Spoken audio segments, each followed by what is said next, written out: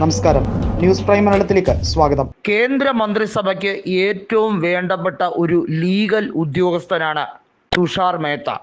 നിലവിൽ അദ്ദേഹം സോളിസിറ്റർ ജനറലാണ്.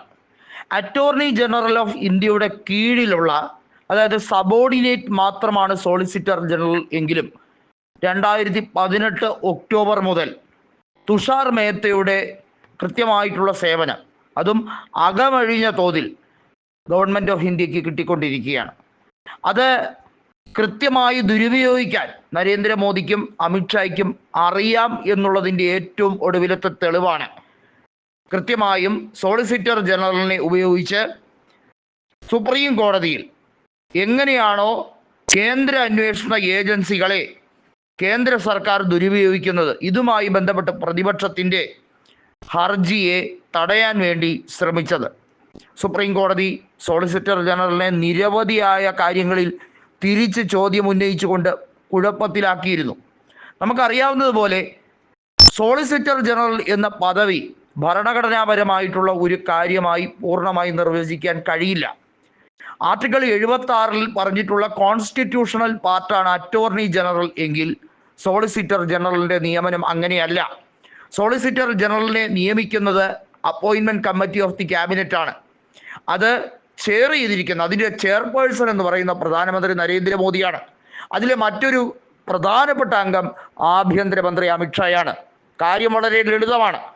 ഇവർ രണ്ടുപേരും അവരുടെ ഇഷ്ടത്തിനുള്ള രീതിയിലേക്ക് ഏത് രീതിയിലും വഴങ്ങുന്ന ഫ്ലെക്സിബിളായ ഒരു വ്യക്തിയെ, അവരുടെ കള്ളത്തരങ്ങൾ, അവരുടെ കൃത്യമായിട്ടുള്ള പകപോക്കൽ, അത് ആസൂത്രണം ചെയ്യാൻ എങ്ങനെയൊക്കെ നിയമപരമായി സഹായിക്കാം, അതാണ് ഇപ്പോൾ തുഷാർ മേത്ത ചെയ്തുകൊണ്ടിരിക്കുന്നത് എന്ന് വ്യക്തം. കാരണം കേന്ദ്ര അന്വേഷണ ഏജൻസികളെ ദുരുപയോഗിക്കുന്നത് ഇതാദ്യമായിട്ടൊന്നുമല്ല. 2014 മുതൽ ഇങ്ങോട്ടുള്ള എല്ലാ കാലഘട്ടത്തിലും കേന്ദ്ര അന്വേഷണ ഏജൻസികളെ ഉപയോഗിച്ച് ദുരുപയോഗം ചെയ്തിട്ടുണ്ട്. പി ചിദംബരം ആഭ്യന്തരമന്ത്രിയായിരുന്നപ്പോഴാണ് അമിത്ഷായെ ജയിലിൽ അടയ്ക്കാനുള്ള ഉത്തരവുമായി വന്നത്. നോയയുടെ മരണവുമായി ബന്ധപ്പെട്ട വിഷയത്തിൽ ഉൾപ്പെടെ പുനരന്വേഷണം ആവശ്യപ്പെടുന്ന ഹർജികൾ നിരവധിയുണ്ട്.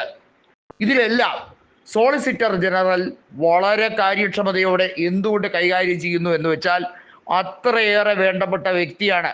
സ്വകാര്യ താല്പര്യങ്ങൾ, പ്രധാനമന്ത്രിയുടേതും ആഭ്യന്തരമന്ത്രിയുടെയും സ്വകാര്യ താല്പര്യങ്ങൾ സംരക്ഷിക്കാൻ വേണ്ടിയാണ് ഇപ്പോൾ ശ്രമിക്കുന്നത്. അറ്റോർണി ജനറൽ ആയിട്ടുള്ള വെങ്കടരാമണി എന്ന് പറയുന്ന മനുഷ്യൻ ഒരു പാവയെ പോലെ ആ സ്ഥാനത്തിരിക്കുകയാണ്. ഒരു റബ്ബർ സ്റ്റാമ്പ് പോലെ അവിടെ ഇരിക്കുന്നു എന്നുള്ളത് മാത്രമാണ്. അദ്ദേഹത്തിൻ്റെ നിയമനം 2022 ഒക്ടോബർ മാസം 1-ാം തീയതി ആയിരുന്നു. ഇതിനു മുമ്പ് അദ്ദേഹത്തിൻ്റെ മുൻഗാമി എന്നത് കെ വേണുഗോപാലായിരുന്നു. ഇപ്പോഴത്തെ രാഷ്ട്രീയ സാഹചര്യം കൃത്യമായി മനസ്സിലാക്കിക്കൊണ്ട് വീണ്ടും തുഷാർ മേത്ത നടത്തുന്ന കപടവാദങ്ങളെ പൊളിച്ചെടുക്കുകയാണ് സുപ്രീം കോടതിയുടെ ചീഫ് ജസ്റ്റിസായ ജസ്റ്റിസ് BR ഗവായ്. ഒരുപക്ഷെ ഇപ്പോൾ ഏറ്റവും ഒടുവിൽ EVM-മായി ബന്ധപ്പെട്ട തട്ടിപ്പുകളെ സംബന്ധിക്കുന്ന ഹർജി, അത് കേന്ദ്ര സർക്കാരിനെതിരായി തന്നെയാണ് ആ ഹർജി പ്രതിപക്ഷം സമർപ്പിക്കുന്നത്.